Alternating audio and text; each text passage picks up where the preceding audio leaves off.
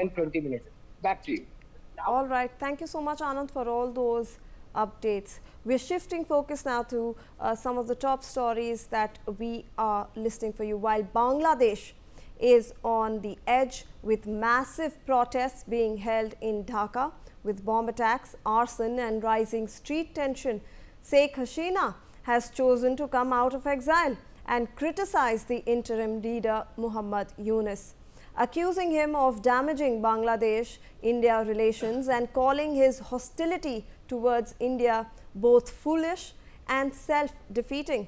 She insists that the broad and deep partnership between Dhaka and New Delhi is resilient enough to outlast what she dismisses as the Yunus interlude. From exile, Hasina has also expressed deep gratitude to India for offering her refuge, saying she remains immensely grateful to the Indian government and its people. Amidst all this, Bangladesh has witnessed a surge in violence in recent days, including bomb attacks, arsons and intensifying street clashes, prompting authorities to deploy paramilitary forces, tighten security checkpoints and impose restrictions on public gatherings. Now, several Awami League members have been arrested over suspected links to the unrest. With Hasina still in India after her removal from power last year, the impending verdict has become a major political flashpoint, deepening uncertainty and fueling tensions across the country. Joining me on this broadcast is Major General Gigi Dwivedi, Global and Strategic Defence Expert, and Ambassador Veena Sikri, former diplomat. I would like to open this discussion and get your comments, Major General Gigi Dwivedi, on this. We are seeing this intense protest. Bangladesh had seen it last year. We saw a lot of people losing their lives. We saw then Sheikh Hasina resigning and then fleeing from the country. And now we have this turmoil again, right before her trial on November 17th. How do you see this entire, and this Sheikh Hasina has also chosen this opportune moment just before her trial to come out of exile and speak to media people in India. So how do you look at this?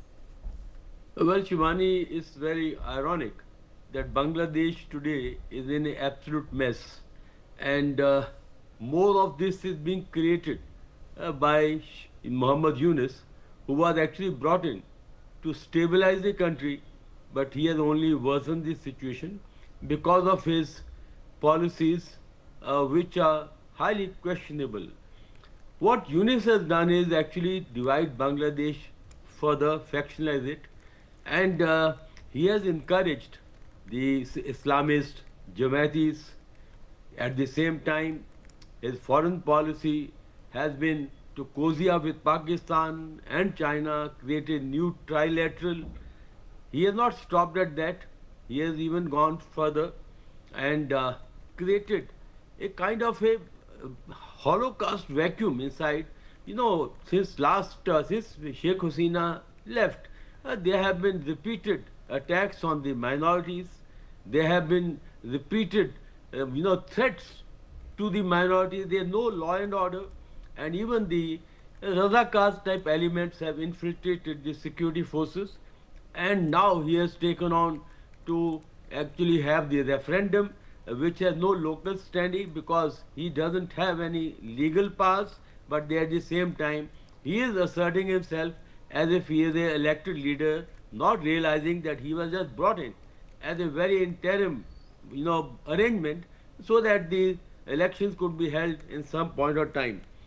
Now the banning of the Awami League, they have naturally a grouse holding the trial of Mrs. Sheikh Hasina in absentia, and also trying to create a referendum, that is changing the constitution, bringing in new provisions.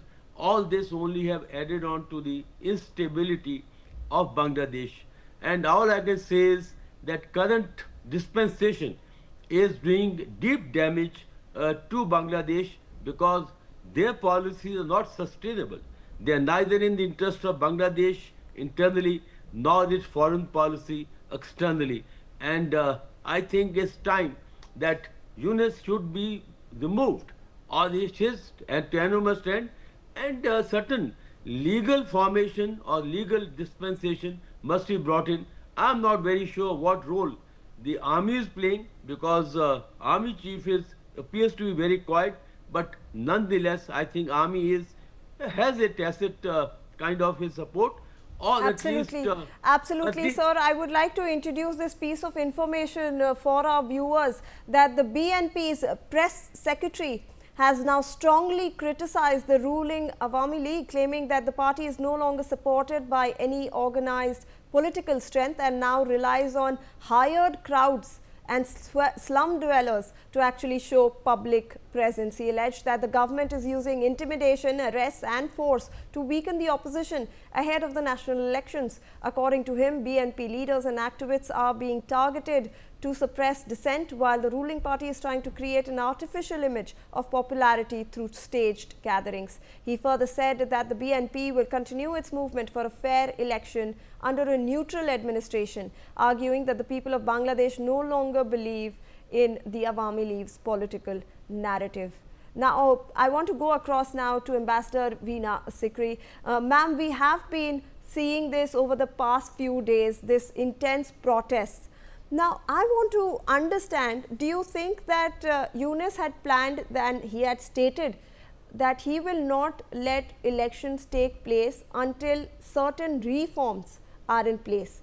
Now, he had stated that he wanted reforms in the Hasina established institutions, he wanted reforms in the judiciary, he wanted educational reforms and reforms in the election commission as well.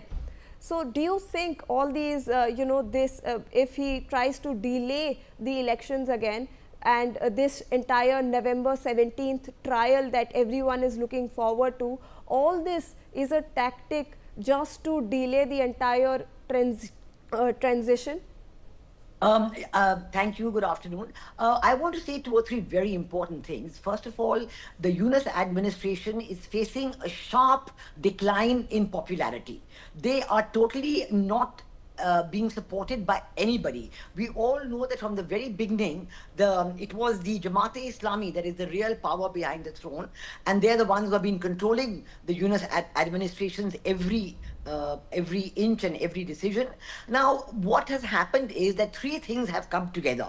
First, as we know, is the announcement of the verdict on Sheikh Hasina. The Sheikh Hasina trial in the ICT, International Crimes Tribunal, has been going on for some time, and the verdict was actually supposed to be delivered on the 13th of November. But at that time, Sheikh Hasina announced to her own followers in Bangladesh that there should be a movement, a band, a lockdown on the day of the judgment being announced. The Yunus administration was so afraid of this band and the popularity of the lockdown that they have moved the date of the verdict to 17th of November, which is Monday. And in the meanwhile, the lockdown was so spectacularly successful that the Yunus administration is very worried. All the schools had to be closed, the colleges was closed, there was nobody on the streets. It was observed almost completely, this successful lockdown. This shows that the Awami League's popular support base is still there. I know you have read out the statement by the BNP, but I must say that the BNP statement itself sounds very confused. On the one hand, he's trying to say that Awami League has no support, which is totally incorrect.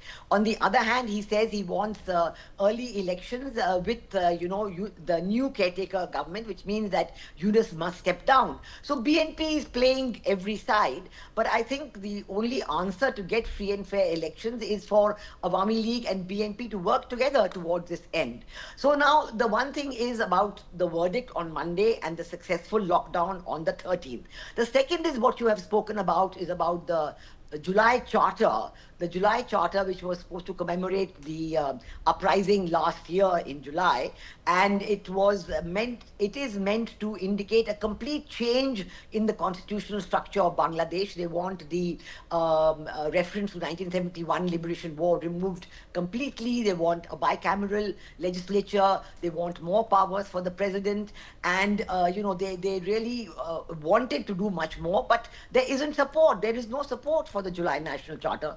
They have left out the major political parties and not asked them to join. But I must tell you that 2 days ago, a presidential order was issued about this referendum that you have mentioned. Right. And the decision is that the referendum will take place on the same day as the elections.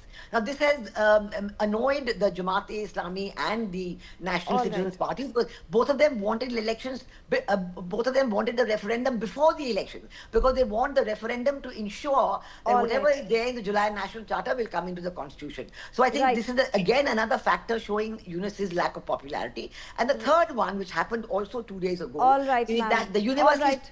I would like to thank Ambassador Veena Sikri and Major General Gigi Dwivedi for joining us. Unfortunately, we've run out of time. We have some breaking inputs. The deadly terror attack near New Delhi